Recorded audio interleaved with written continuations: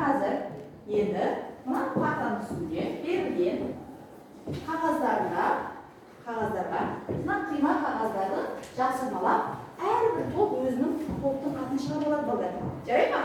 Сол топтың атын шығарып болған соң қандай құстың аты шыққанын біз сендермен ары қарай білеміз. Ал жұмысты бастадық.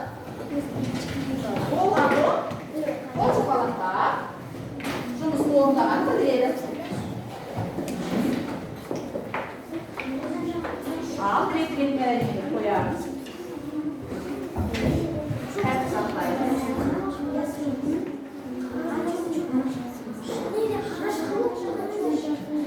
Оқыпты, әдемі жасаңдар балалар.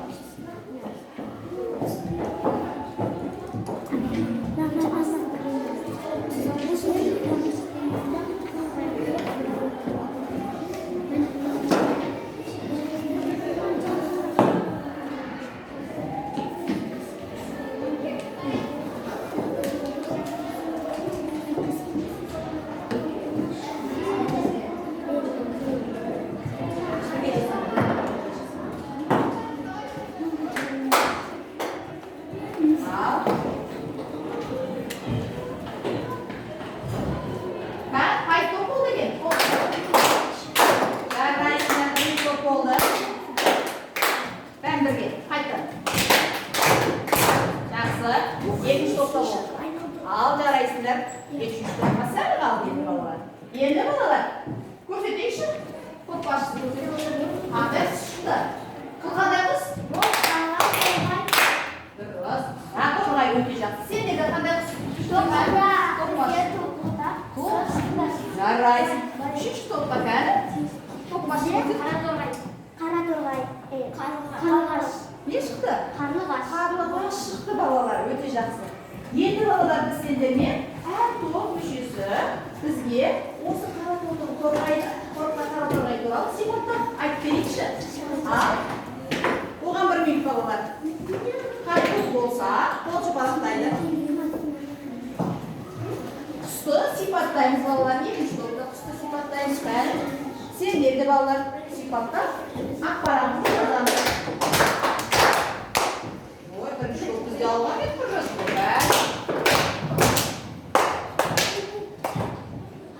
Бәріңізге кәл. Жарайсың. Ал, кім айтады екен топты? Айда ғой. Аярым. Сылай қағамыз. Мәселеміз талдарымыздан, бақшамыздағы зиянкестерден қорғайды, тазалайды. Жақсы. Өте жақсы. Ол сонда адамға не келтіреді? Адамға пайда келтіріп, ауырында құрт түскен, шегіртке дегендерді ол жеп ауырды тазартады. Өте жақсы, жарайсың, тамаша. Өте жақсы жауап. Жарайсың балалар. Ал, есіңе бағалап қояйық. Ал, өте жақсы, жарайсың. Енді екінші топта кім айтады? Амина. Тоқтыда халық орман емшісі деп атайды. Өйткені ол зиян ағаштардың зиян құрт-құмырсқалардан тазартады. Балалар, жақсы. Дұрыс айтты ма? Өте жақсы. Жарайсыңдар, тоқтан да солда. Жарайсың. Енді үшінші топтан кім айтады екен? Кәне? Азире айта ғой. Қарлығаш қандай? Қарлығаш ол біздің досымыз. Ол өзінің ұясын бір бұрышқа салып қояды. Адамның үйінің қабырғасына салады екен. Дұрыс па балалар? Өте жақсы, жарайсыңдар. Тамаша. Сен де өте жақсы айт. Топтарын өте жақсы құрасыз.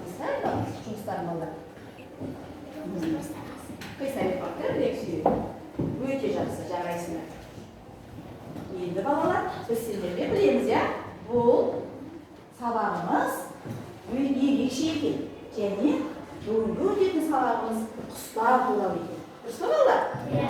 Балалар онда әдебиеттік оқу пәнінен қанатты достарым Қара торғай, авторы Жүсіпбек Айманов.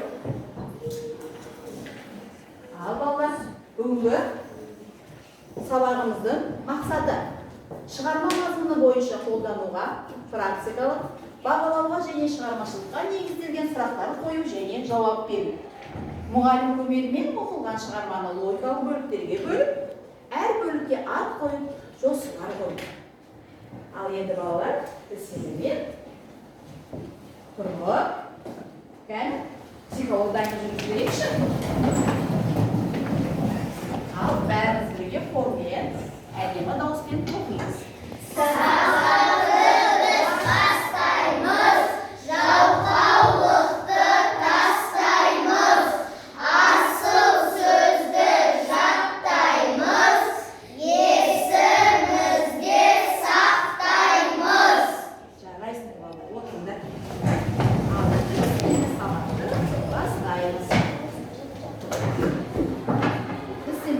Сабақ барысында жұмыс ережесін есімізге сақтауымыз керек. Сабақта бірімізді сыйлаймыз, тыңдаймыз, уақытты үнемдейміз, нақты дәл жауап береміз, сабақта өзіміздің тапқырлығымызды көрсетеміз. Сабаққа белсене қатысып жақсы баға аламыз. Олай болса балалар, біз сендерге топтарымызды анықтап алдық. Дұрыс па? Өте жақсы. Қазір бірге ойлаймыз әдіс арқылы. Қиын сөздерді, құстар туралы қиын сөздер жазамыз. Сендер ақыл туралы, ал сендер құстың жұмыртқасы туралы, ал үшінші құстар туралы қиын сөзді оқулықты ашып, 17 беттегі ақылды жұмыртқа құстар туралы қиын сөздерді парақшасына жазып шығайық. Оған уақыт бермеді балдар. 1 минут уақыт бермеді. Кәне балдар, қарлығаш қандай түс екен? Қарлығаш туралы біз сендермен қиын сөз құрастырдық. Айда ой, Сапар Фалибин. Құсқа тас атуға болмайды. Ал енді әлдеп бер, не үшін атуға болмайды? Өйткені құсқа біздің досымыз. Оның да Жаны бар. оның да жаны бар екен. Дұрыс, отыр, жарайсың. Келесі топ. Өте жақсы. Кәне, кім айтады? Айташы Малихан айтсыншы қиын сөзді. Қандай қиын сөзді жазып? Құстың жұмыртқасы жаруға болмайды. Не үшін? Дәлелде? Өйткені ол жұмыртқаның ішінен құстың балапандары шығады. Күрсі болар? Иә. Жақсы, отыр, жарайсың. Келесі. Кәне, бір сөзім айта қойсыңыз. Қандай?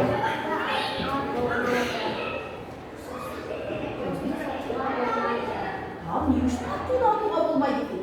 Өз ойыңды айтшы. Кәне, кім көмектеседі? Сұлтан? Атқа үлкен қасиеттіdir. Достық белгісі. Дұрыс, өте жақсы оқиды. Ал досты неге сатуға болмайды деген әдет? Өйткені достық қандай болу керек? Достық адам болу керек.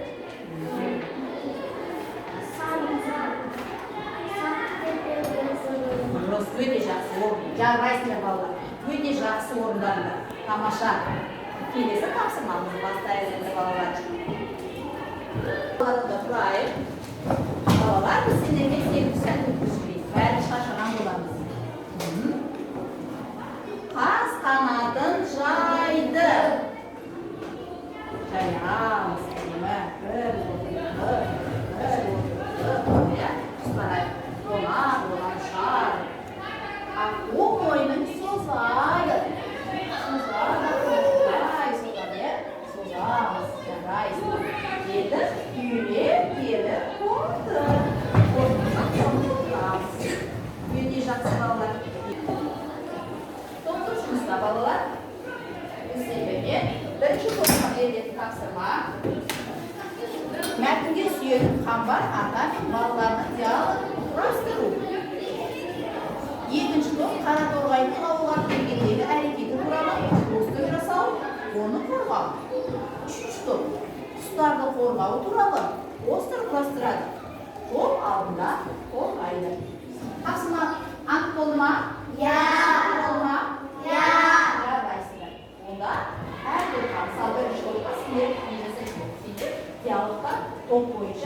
бөлімі бойынша шығатынын, қалай айтатынын анықтап алды. Жарай ма? Екінші топқа. Ал жағынан да мына жерге тапсырмалар. Туралы постер орастырасыңдар. Жақсы балайын балалар.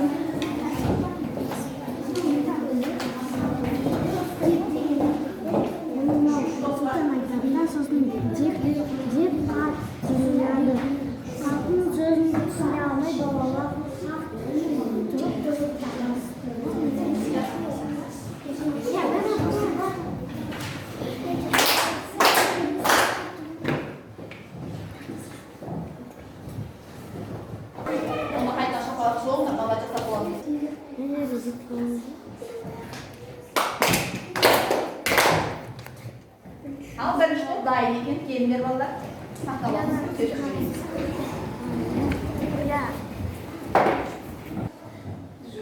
Sol başkan basta basayım.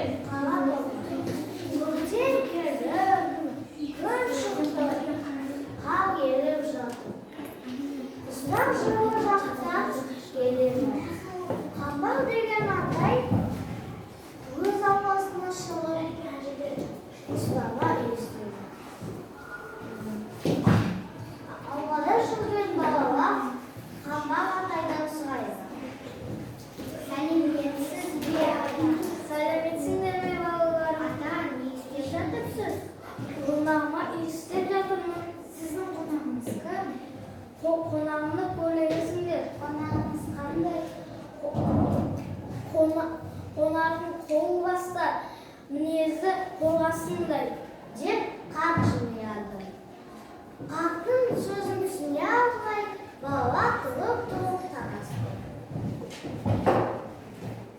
Балалар, biz tınladık ba? Sahnalar oynadı mı? Ben boşluktan koyayım şimdi üstüne. Жарайсың, отыра қойыңдар.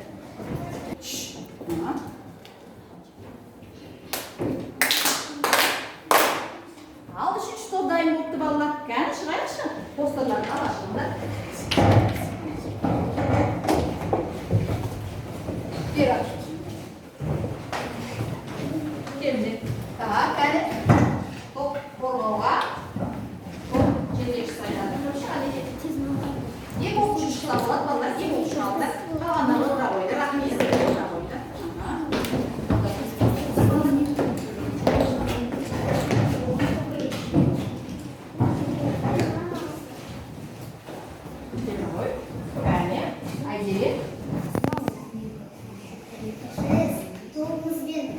Келесі осындай постер құрастырды.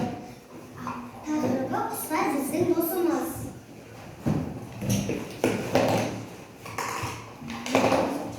Құстарға біз қамқорлық жасауымыз керек. Баклажкадан да жем сауыт жасауымыз керек.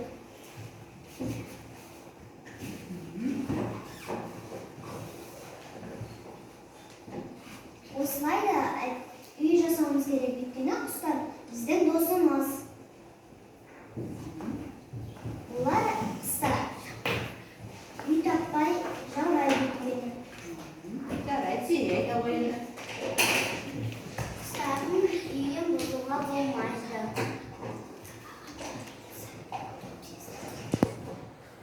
Не жасау керек? Оларға қамқорлық жасау керек. Қаттырақ дауыс шығар. Оларға қамқорлық жасау керек. Оған үй істеп беру керек. Оны сындыруға болмайды. Құстардың жұмыртқасын түйісуге болмайды. Ama soğuk suyu niye bildirdim ona? Müşteri soğuk suyu. Soğuk suyu. Үй құстарында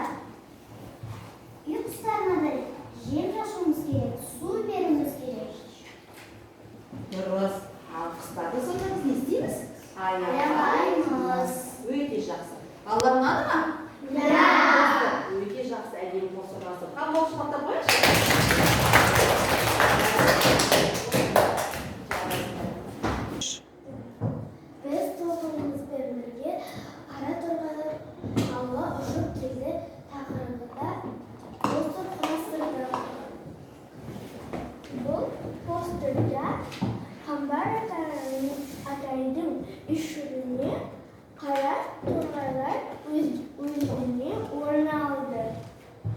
Daha da jöndükçerdi. Kara turnalar jey bastırdı. Bunlar inelip şükür kovmaz derine politiniyedi. Kara torgay qanday qilsin? Kara turnalar ağaçlarımız yan kesti, jayıldı, jeydi.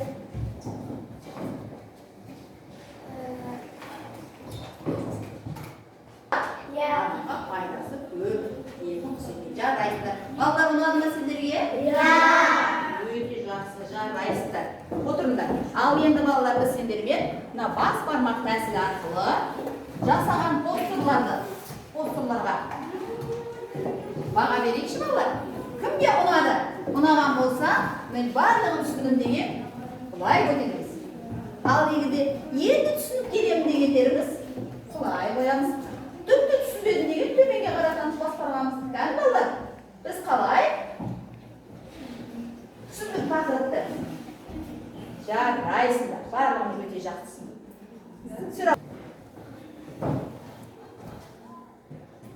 Ал балалар, енді біз сендермен сабағымыздың соңғы кезеңі рефлексиялық бағалау кезеңіне жеттік. Жүсіпбек Аймановтың өмірі, шығармашылығы туралы не болдық балалар? Кән, кім айтады? Біз сендермен бүгінгі сабақта Жүсіпбек Аймановтың қандай тақырыбын оқып алдық. Кән, сабаққа біле жауыш.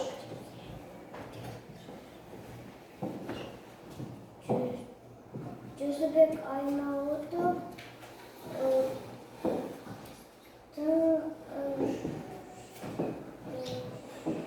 Несімен? Кән, абай бала.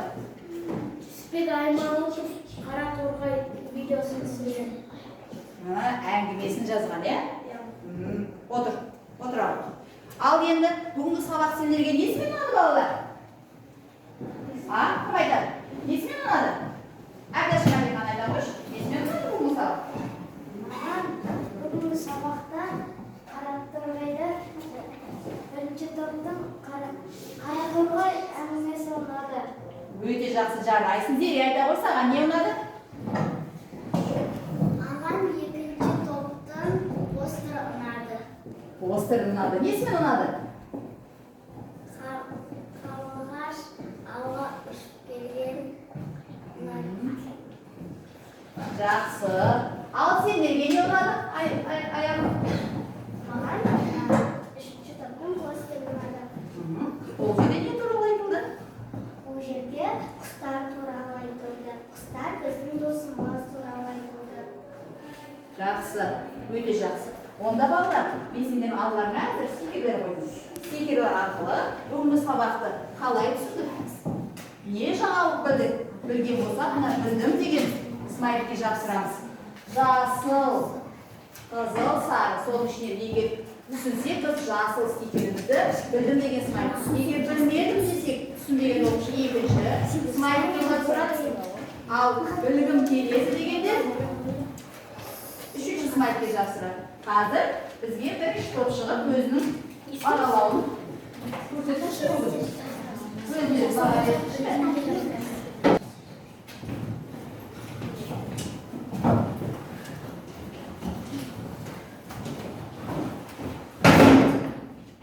Абайлаңдар.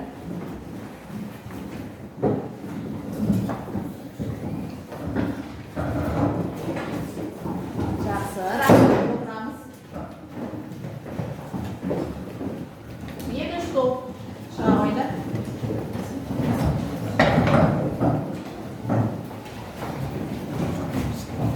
Өте жақсы, бәрін түсініксіздер, жақсы. Әр кері байланысы өте жақсы болып жатыр. Өте жақсы. Енді үшінші топ оқушылар шықсыншы. Бүгінгі сабақта кері байланыс көрсетеміз.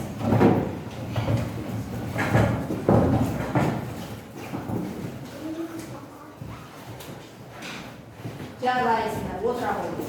Ал балалар, біз қазіргі кері байланысқа қарап отырмыз. Әдебиетте беретін